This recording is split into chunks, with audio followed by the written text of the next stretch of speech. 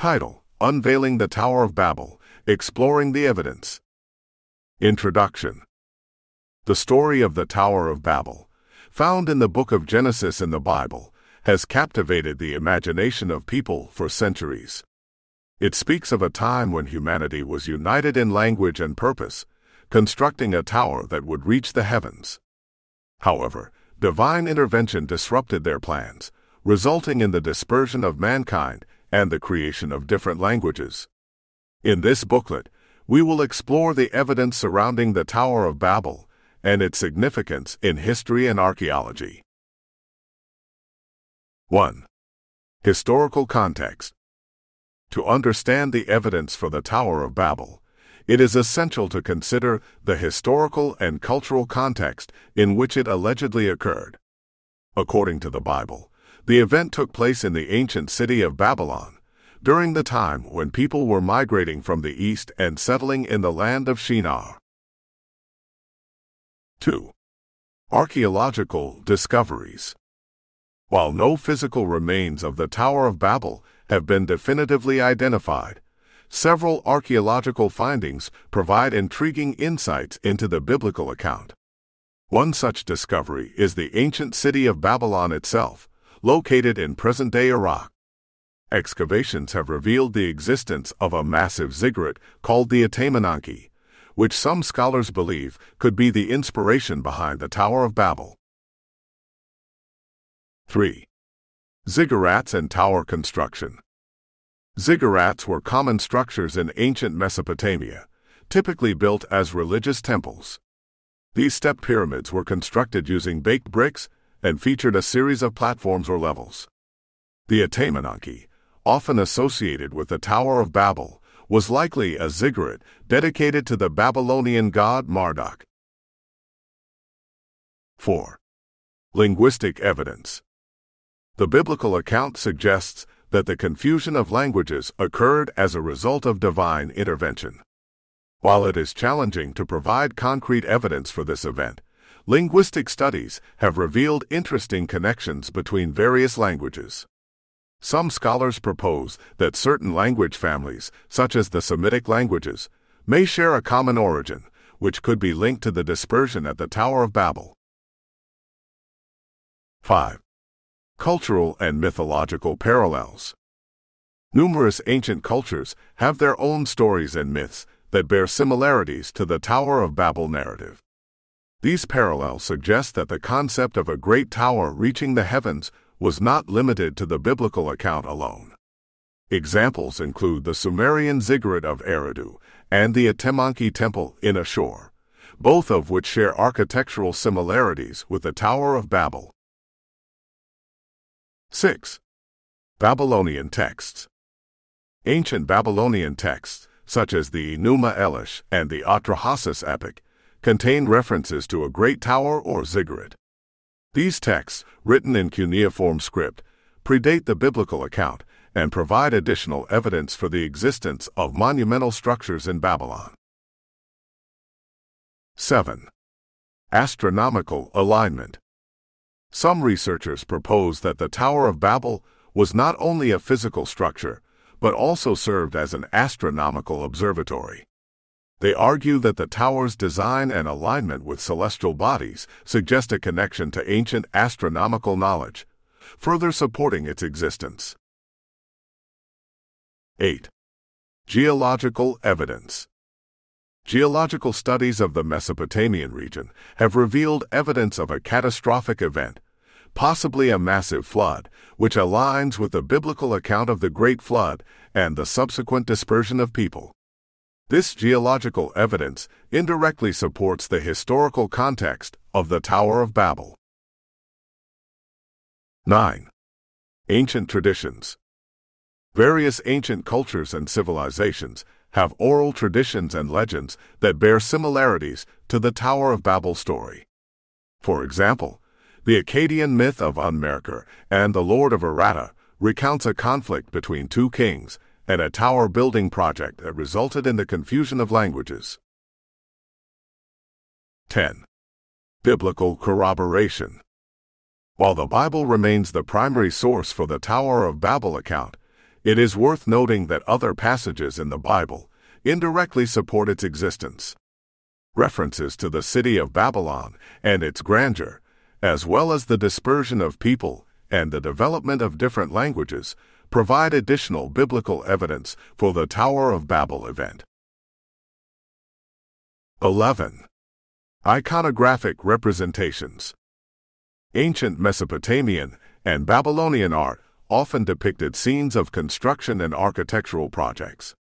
Some of these artworks show structures that resemble ziggurats or towers, providing visual evidence for the existence of monumental constructions like the Tower of Babel.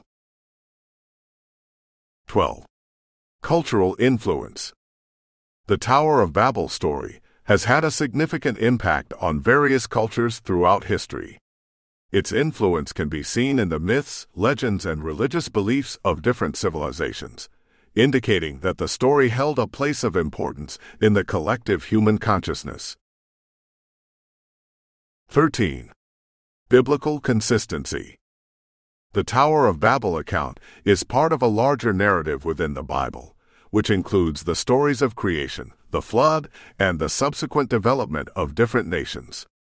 The consistency and interconnectedness of these biblical narratives lend credibility to the Tower of Babel story as an integral part of the biblical worldview. 14. Oral tradition. While written evidence is limited, oral traditions passed down through generations can provide valuable insights into historical events. It is plausible that the Tower of Babel story was preserved and transmitted orally before being recorded in written form. 15. Cultural memory. The concept of a great tower reaching the heavens has persisted in various cultures worldwide. This collective cultural memory suggests that there may be a shared ancestral recollection of a monumental structure like the Tower of Babel, further supporting its historical existence. 16. Continuity of language families. Linguistic studies have revealed that many language families can be traced back to a common ancestral language. Although it is challenging to pinpoint the exact origin, the dispersion and diversification of languages align with the biblical account of the Tower of Babel. Conclusion. While the evidence for the Tower of Babel may not provide definitive proof of its existence, the combination of archaeological, iconographic, cultural, linguistic, and biblical factors creates a compelling case. The story of the Tower of Babel continues to intrigue scholars and enthusiasts alike, reminding us of the potential historical, cultural, and religious significance of this ancient narrative. Added material. Answering questions about the Tower of Babel. 1. Was the Tower of Babel a real place, or it was only symbolic? The Tower of Babel was a real place. Josephus, Jewish historian, 30-100 AD, in his Antiquities of the Jews, gives evidence for this place in his time outside the Bible. Antiquities .1.4.3. The Sibyl also makes mention of this tower, and of the confusion of the language, when she says thus, "When all men were of one language, some of them built a high tower, as if they would thereby ascend up to heaven. But the gods sent storms of wind and overthrew the tower, and gave everyone his peculiar language, and for this reason it was that the city was called Babylon. But as to the plain of Shinar, in the country of Babylonia, Hestius mentions it when he says thus, Such of the priests as were saved took the sacred vessels of Jupiter Enelius, and came to Shinar of Babylonia. In Babylon, Iraq, there was found a tablet which contains a tower, which might have been the Tower of Babel. 2. Is it possible that the pyramids were built shortly after the Tower of Babel? The word pyramid is not mentioned in the Bible, but it is quite possible that it was very early after the time of the Tower of Babel that it was first built.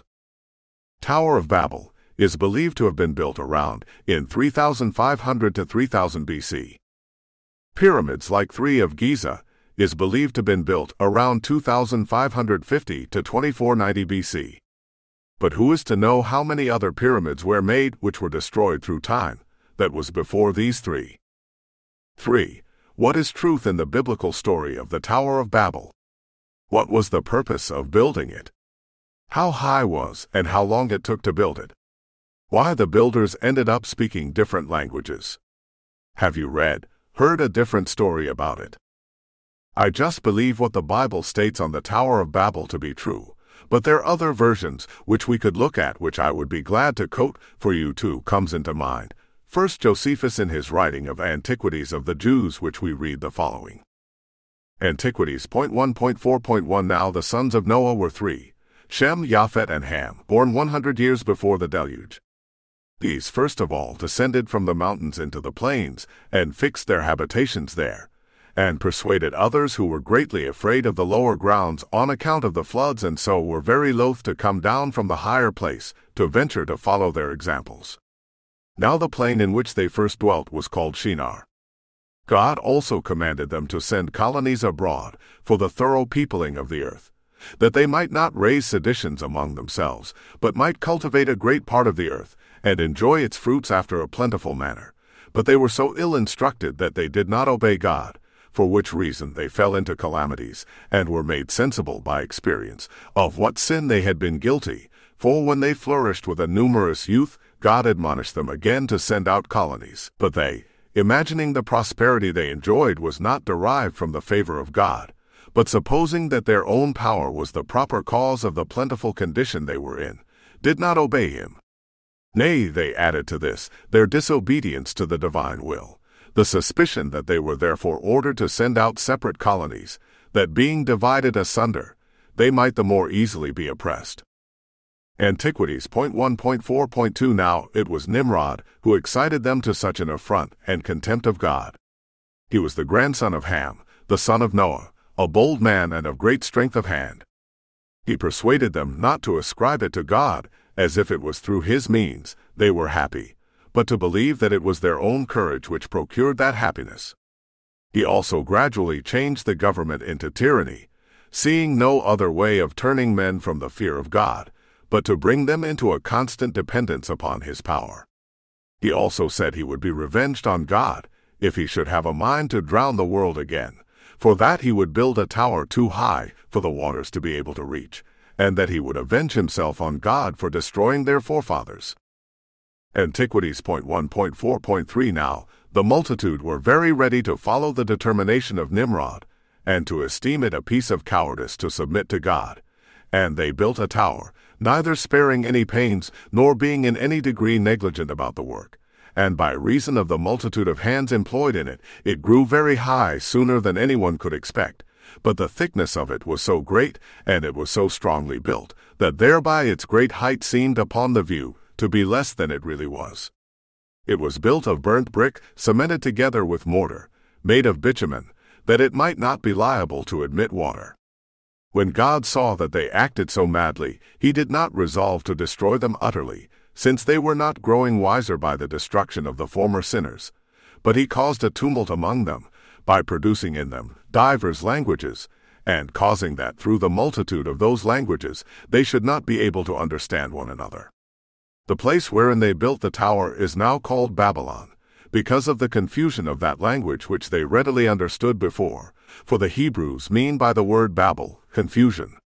The Sibyl also makes mention of this tower, and of the confusion of the language, when she says thus, "When all men were of one language, some of them built a high tower, as if they would thereby ascend up to heaven. But the gods sent storms of wind and overthrew the tower, and gave everyone his peculiar language, and for this reason it was that the city was called Babylon.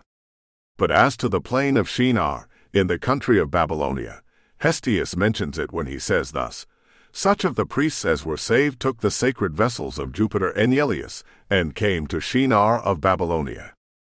Before we go to its measurements, it is good to know the following, so when you read it you can do the math.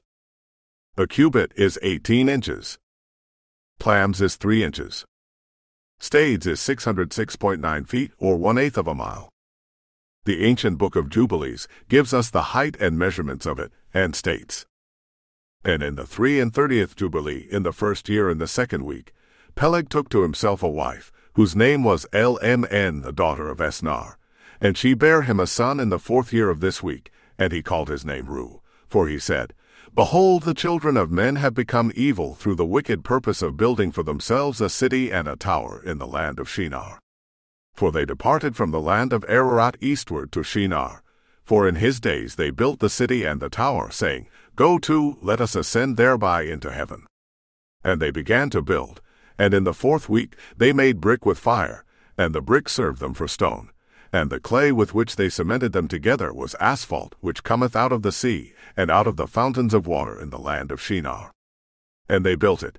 43 years were they building it. Its breadth was 203 bricks, and the height of a brick was the third of one. Its height amounted to 5,433 cubits and 2 palms, and the extent of one wall was 13 stades, and of the other 30 stades. And the Lord our God said unto us, Behold, they are one people, and this they begin to do, and now nothing will be withholden from them. Go to, let us go down and confound their language, that they may not understand one another's speech, and they may be dispersed into cities and nations, and one purpose will no longer abide with them till the day of judgment.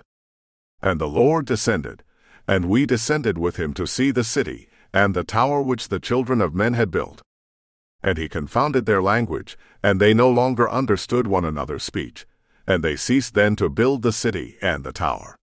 For this reason, the whole land of Shinar is called Babel, because the Lord did there confound all the language of the children of men, and from thence they were dispersed into their cities, each according to his language and his nation. And the Lord sent a mighty wind against the tower, and overthrew it upon the earth.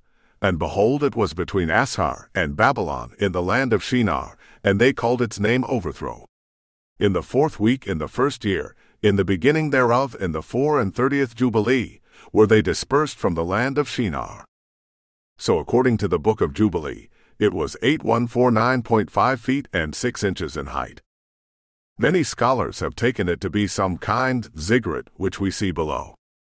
But one thing is certain, it wasn't finished. God made sure of that. Now we can go to the Bible and see what it states.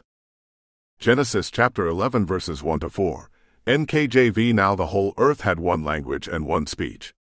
And it came to pass, as they journeyed from the east, that they found a plain in the land of Shinar, and they dwelt there. Then they said to one another, Come, let us make bricks and bake them thoroughly. They had brick for stone, and they had asphalt for mortar.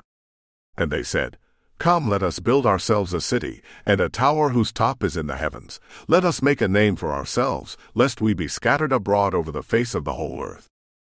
Verse 4 tells us why they built the tower, so they wouldn't be scattered around the earth. They wanted to stay together.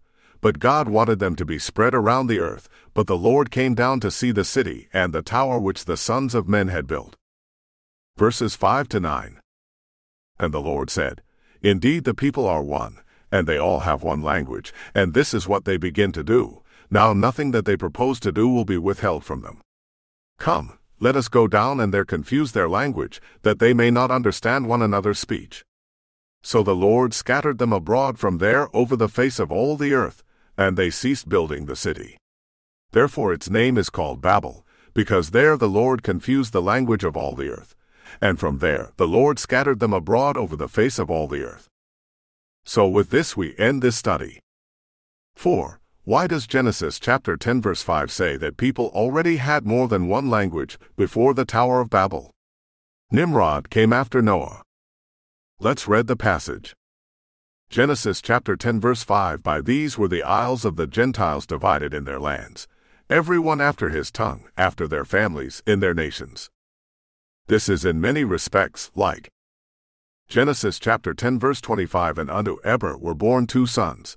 The name of one was Peleg, for in his days was the earth divided, and his brother's name was Joktan.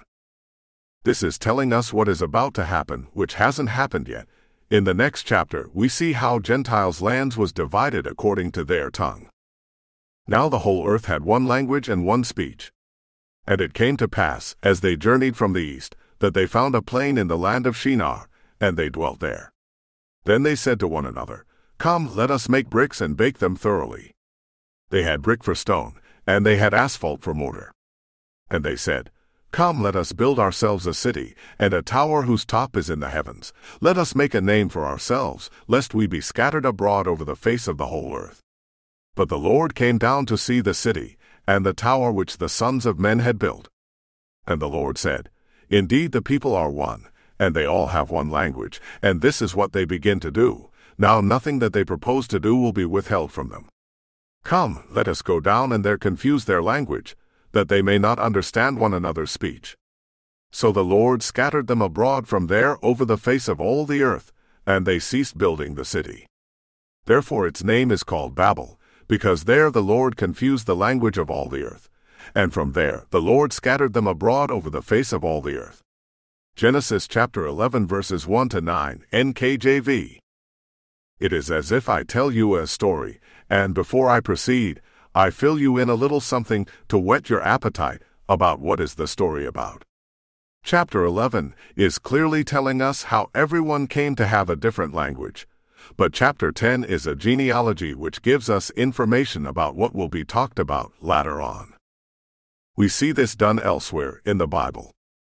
Like Genesis chapter 2, which in the early of the chapter, the tree of knowledge of good and evil, and the tree of life is spoken about, before it is really dealt with later in the chapter and next chapter.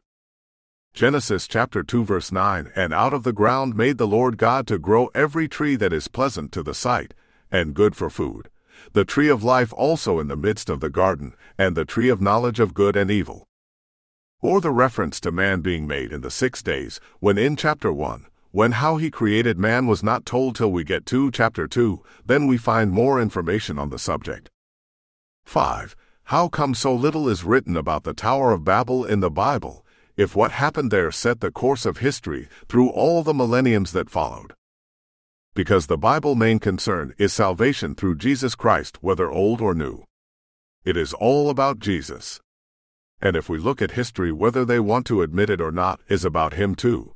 That is why we have BC, BCE, and AD, CE, all dating to Jesus' birth and after his birth. Then he said to them, These are the words which I spoke to you while I was still with you, that all things must be fulfilled which were written in the law of Moses and the prophets and the Psalms concerning me. Luke chapter 24 verse 44, NKJV.